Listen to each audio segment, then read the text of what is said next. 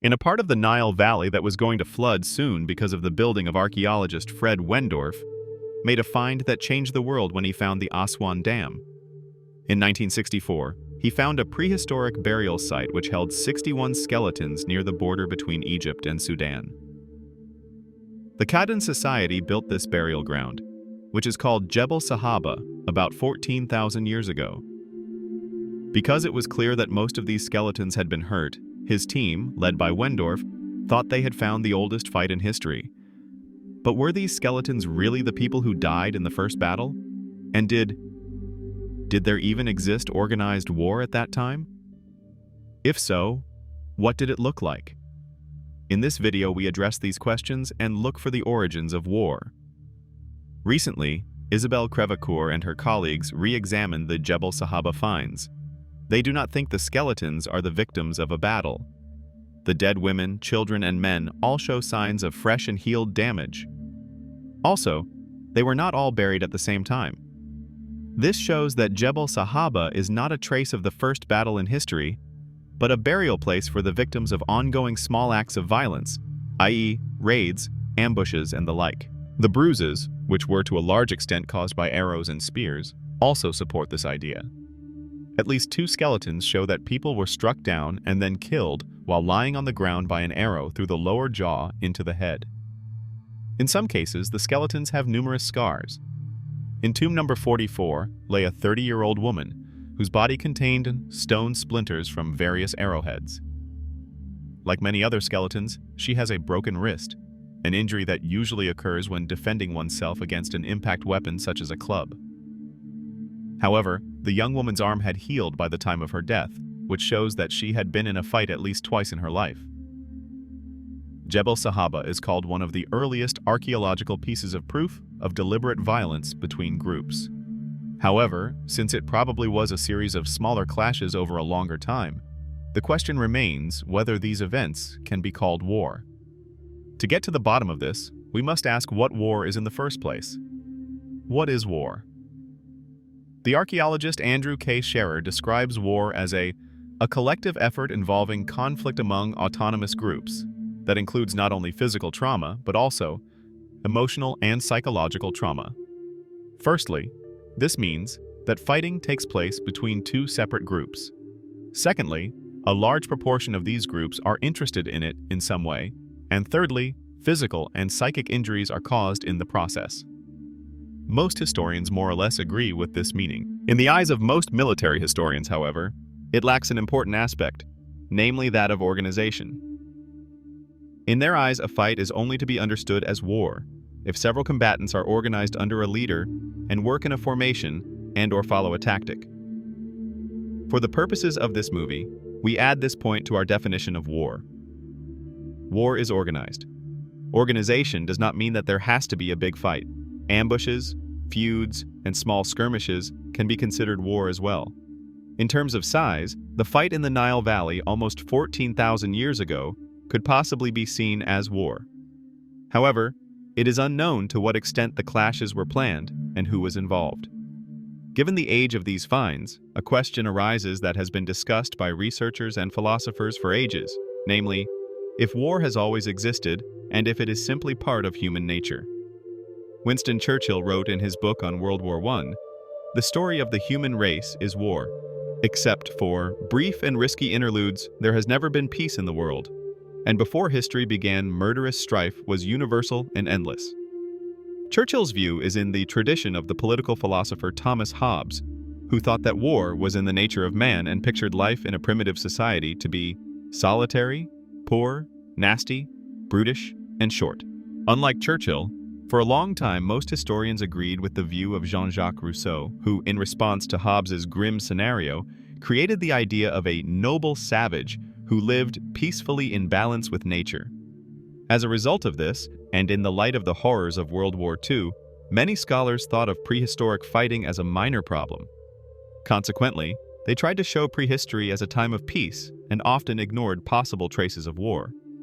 Tools and armor tended to be understood by researchers as status symbols or hunting tools, and prehistoric fortifications were seen as ritual marks or purely practical devices. One example that still causes great discussion today are the walls of Jericho. While some consider them a defensive structure, others, such as the famous Dutch primatologist Frans de Waal, think they were a defense against the spring floods from the nearby mountains. This idea that war was unimportant in prehistory was really only challenged when the influential archaeologist Lawrence H. Keeley released his book, War Before Civilization: The Myth of the Peaceful Savage, in 1996. In this book, he shows that prehistoric fighting was serious business, and neither primitive nor incidental. He emphasizes that conflicts in this time, while small in comparison to modern conflicts such as the 30 Years' War or the World Wars, had enormous effects for the hunter-gatherers of prehistory. Primitive warfare is basically total war, waged with very limited means. The conflicts of past were mostly short and small, but you have to put the whole thing in perspective. For the hunter-gatherer groups of the time, which usually consisted of around 20 to 30 people, even the loss of a handful of adults could mean a threat to their survival. Keeley's book led archaeologists and historians to rethink the question of the origins of war. No clear answer has been found, and we will not find one here either. It is important, however, not to make the mistake of thinking that there was a peaceful world before history, just because no traces of war have remained. Just as those who argue that prehistory was dark and warlike must show that there was war, those who view it as a lost paradise must show that there was a peaceful prehistory. That being said, let us search for the first signs of war. The beginning of violence. About 500,000 to 300,000 years ago, humans mastered the use of fire and created weapons to hunt big game. Groups of hunters could now use spears to kill bigger animals such as deer, horses, or woolly mammoths. A famous example of these early guns are the so-called Schöningen weapons, which are between 290,000 and 337,000 years old. Afterwards, hunting techniques and weapons became more and more complicated. Points and blades made of horn and stone appeared, and group cooperation became more complicated. By the last ice age, 115,000 to about 11,700 BC, spears, clubs, and thrown stones were the most important tools. Although there is no clear evidence that the hunter-gatherers of this time also used their weapons against members of the same species, it is very possible that they used all available means when fighting occurred. One of the earliest signs of the use of weapons in conflicts was found in the Shanidar cave in what is now Iraq. Shanidar III, a Neanderthal about 45–50,000 years old, has a wound in the chest area that was most likely caused by a throwing spear. Because it had long been believed that Neanderthals did not use throwing weapons at all, and because their size definitely put them at a disadvantage when throwing spears, researchers thought that it was a modern human, that is a Homo sapiens, who had thrown the spear. Accordingly, the find was taken as a sign of conflict between Neanderthals and early humans. This in turn became an argument in the debate about how modern people replaced Neanderthals. Indeed, there are two big theories about this: the interbreeding theory, which believes that humans and Neanderthals interbred, and the replacement theory, which believes that modern humans forcibly replaced Neanderthals and Denisova humans, possibly even wiping them out in a kind of slaughter, which could be seen as early signs of war. These options are still discussed today, even in more publicly read books, like Yuval Noah Harari's hit Sapiens. According to him, only a small part of the genes of modern humans came from Neanderthals, which makes it unlikely that they had interbred on a large scale. Harari therefore thinks that humans prevailed in the competition for food thanks to better technology and better social skills, and thus gradually replaced Neanderthals. This shows that there were conflicts between individual groups, but probably no organized warfare yet, and certainly no coordinated effort by humans against the Neanderthals. The two features that gave humans an advantage, their use of technology and their social skills, were rapidly changing. By the late Paleolithic 35,000 to 12,000 BC, weapons and hunting methods were becoming more effective, and new weapons such as the atlatol, spear-throwing lever, came on the scene. And soon, in the Neolithic, they were growing used against members of the same species. First signs of war. When Erhard Schoch, a wine grower from the small town of Thalheim in Baden-Württemberg, Germany, was working in his garden in 1983, he made a gruesome find. He came across a pile of human bones. It was not long until, archaeologists started digging a pit in order to get to the bottom of the matter. They found the skeletons of 34 men, women, and children, a large number of whom had been killed by a blow to the head. The injury patterns show that they had been surprised, killed with a stone axe, and then buried in a pit. This method of action was also used in two other well-known massacres at Kilianstetten and Schletz, and is tied to a whole series of lesser-known acts of violence that took place in Europe around 5000 BC. By means of a so-called isotope analysis, a method that shines light on what a human or animal ate, and therefore hints at a certain habitat, experts were able to show that the people buried in the Talheim death pit belonged to three groups. Strikingly, there were no female corpses among those who lived in Talheim itself, which is why archaeologists assumed that the killing was linked to an abduction of women. However, why the women of the other groups were killed, and why so many people of different groups were in one place at the same time, remains a puzzle. It is also unclear whether these massacres indicate organized warfare between different groups. They, however, do suggest that the people of the linear pottery culture in Eastern and Central Europe, which created many technical, economic, and social innovations, resorted to violence to protect their survival and their interests. The linear pottery society is considered the oldest culture in Central Europe that had permanent villages in the Neolithic. They are most famous for their long houses. The shift from hunting and gathering to a sedentary lifestyle is part of an important change in human history called the Neolithic Revolution. People began to settle down, cultivate crops, and raise animals. This not only led to greater population density, but also increased conflicts over resources. People built up stocks from the surpluses they created, but that also meant they had more to lose. Their supplies offered a worthwhile target for those who had not yet settled, and other raiders, which, according to the historian Kaushik Roy, led to greater fighting between groups. Along with territorial and personal disputes, the fight for resources was the most common trigger of strife throughout Eurasia. To protect themselves and their supplies and possessions, settled groups soon began to fortify their settlements. Organized warfare. 4 warriors armed with bow and arrow are attacking a group of 3 archers.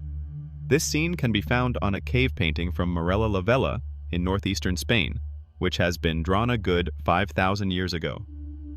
It is probably the oldest known representation of a fight between archers. Because of the positioning of the figures, some historians assume that it is the first depiction of a double envelopment, with the 4 archers on the left attacking the 3 on the right.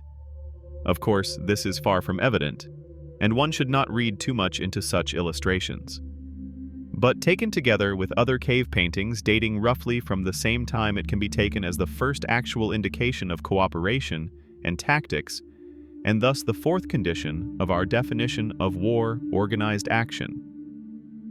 One of these depictions shows 5 archers marching in column behind a leader recognizable by his headdress, and another shows the execution of a person lying on the ground. According to military historian Arthur Farrell, these scenes indicate that there was a leader and an orderly procedure, which is synonymous with the invention of tactics. By this, Farrell primarily refers to the most basic components of tactics, namely a hierarchy, the column, and the line. Like most researchers, he assumes that tactics and strategy derived from hunting strategies, for example driven hunts, in which organized groups drove large animals into swamps or over cliffs. These hunting methods were then transferred to the fight against members of the same species. The bow was one of 4 tools that became widespread in the Epipaleolithic or Middle Stone Age, ca. 20,000, 10,000, 6,000 BC in Western Europe, and Neolithic 10,000 to 4,500 BC to 200 BC in Western Europe. The other 3 are the sling, the knife, and the mace. Except for the club, they were all used for hunting as well. The bow and arrow were the most important of these tools. They drastically improved the range and efficiency of long-range weapons, completely changing the conditions of hunting and fighting. A well-thrown spear had an effective range of no more than 25 man, a spear thrower of up to 100 millers. But even a simple bow could shoot a shot over 150 milliliters or more and was much simpler to handle. With it, one could attack an enemy or opponent without having to put oneself in immediate danger, carry many projectiles, and fight successfully in a group. While Stone Age warriors of Western Europe relied on bow and arrow, Near Eastern fighters preferred the sling. Archaeologists found large quantities of smooth stones and fired clay balls that were certainly meant as ammunition for this weapon. The sling was better to the earliest bows in terms of range and piercing power. It took years of training to use it successfully, but those who learned it could be absolutely deadly on a distance of up to 180 milliliters, with a maximum range of about 400 milliliters. The sling was used in primitive villages all over the world and was especially popular in the Mediterranean, even into antiquity, most especially on the Balearic Islands. The most important Neolithic close combat weapons were spears, but maces, axes, and adzes with blades and heads made of stone were also used. However, they were not nearly as important as the bow and the sling. These new and efficient weapons underline the rising importance of armed conflict in the Stone Age. Combined with the evidence of methods and the archaeological finds, they show that all 4 points of our description were ticked in the Neolithic. Neolithic people fought war, and all too soon, war took on increasingly frightening forms. An age of war? When in 2015, a team of experts studied the genetic diversity of our Stone Age ancestors, they noticed something strange. According to their figures, about 7,000 to 5,000 years ago, there was only one guy per 17 women in Africa, Europe, and Asia. This became known as the Y chromosome bottleneck. Anthropologists and biologists were puzzled. Had men almost been extinct? Soon it became clear that it was not the number of men that had dropped so drastically, but merely their genetic diversity, which means that a small, interrelated group of guys was reproducing with the bulk of the women. Nevertheless, this find puzzled biologists and anthropologists. In 2018, researchers at Stanford University found a plausible answer. They suspect that the diversity of Y chromosomes has lessened due to cultural and social changes, that is, that the male gene pool has shrunk so much because patrilineal clans have repeatedly fought each other over generations. Because membership in these clans passed from father to son, and wars wiped out more and more of these male families, in the end, only the men of a few clans actually reproduced with a majority of all women. This theory fits with a number of hints that a burst of organized warfare happened in the Neolithic, which Arthur Farrell considers to be as drastic as Alexander's conquest of Persia in the 4th century BC or the March of Islam in the 7th century AD. The most important sign of this development is that between 8000 and 4000 BC, people increasingly began to fortify their towns to protect themselves, their goods, and the infrastructure that was necessary for their new sedentary lifestyle. Fortifications are possibly the most impressive and unambiguous trace of organized warfare in the New Stone Age. They clearly show the effect war had on humankind's way of life. One of the places that was protected very early is Jericho. This village had a ditch, walls that were 3 meters thick and 4 meters high, as well as a huge 10-milliliter tower that was built around 8000 BC. These constructions probably enclosed the full settlement with its approximately 2,000–3,000 people. However, it is debated whether it really was mainly a defensive structure. Some archaeologists say that the wall surveyed as safety against seasonal floods. But even if that was the wall's main role, it was also an effective defense against attacks. Because until heavy siege equipment and mines were created, a simple wall gave the defenders a huge advantage. Similarly, the attackers of Çatalhöyük found nothing but smooth walls. This village, which at first glance looks like a densely packed group of houses, on closer study turns out to be well fortified. The site, which was built between 7500 and 6300 BC, was not protected by a freestanding wall, but by the fact that the houses in the outermost row were linked to each other, so that their outer walls made a linked line of defense. These houses were accessible only by stairs from the roof, so that the outermost ring of houses even formed a kind of double wall. If attackers managed to break through the outer wall, They were stuck in one of the simply furnished housing spaces and open to the defenders on the roof. In similar towns, for example in Hachalar-Hoyuk and Yumuktepe, the same method was even combined with an outer wall. Over the next few centuries, fortifications became common and improved quickly. Around 5000 BC in Mesopotamia, the settlement of Tel Es Sawan was defended by a wall with a foundation, and another 500 years later, Yangalak, a city on the Trans-Caspian Plains, had a wall with round towers that were no longer inside the wall, but outside it. This was a milestone for defensive systems, because in case of an attack, it was possible to shoot along the wall at an attacker's side. Epilogue. In 1991, a preserved body was found in Tyrol. It soon became known as Ötzi, due to a story in a Viennese newspaper which called him after the Ötztal Alps, where his body was found. About 5,250 years ago, an arrow pierced his shoulder blade and a violent blow, probably from a fall, crushed his skull. The exact details of his death are still debated today. While some initially claimed to have found blood on his tools, the Institute for Mummy Studies at Urak Research Center in Bozen did not detect any human blood on either the knife or the arrows he was carrying. However, the arrow wound in his shoulder, the cuts on his hand and arm, and scratch marks all over his body suggest that he was involved in a fight shortly before his death. Ötzi is probably the best-known victim of early warfare and as such stands for the fact that organized warfare occurred in the Neolithic period. It might not be possible to decide whether it is in human nature to wage war or whether it is a learned behavior. But from the Neolithic period onwards, it certainly has been an important part of the human existence and has had a decisive impact on the development of human culture. It was not long until humans turned to even more effective weapons, used more complicated methods, and built stronger defenses. Fortified places would soon become city-states, and finally the first great empires would emerge.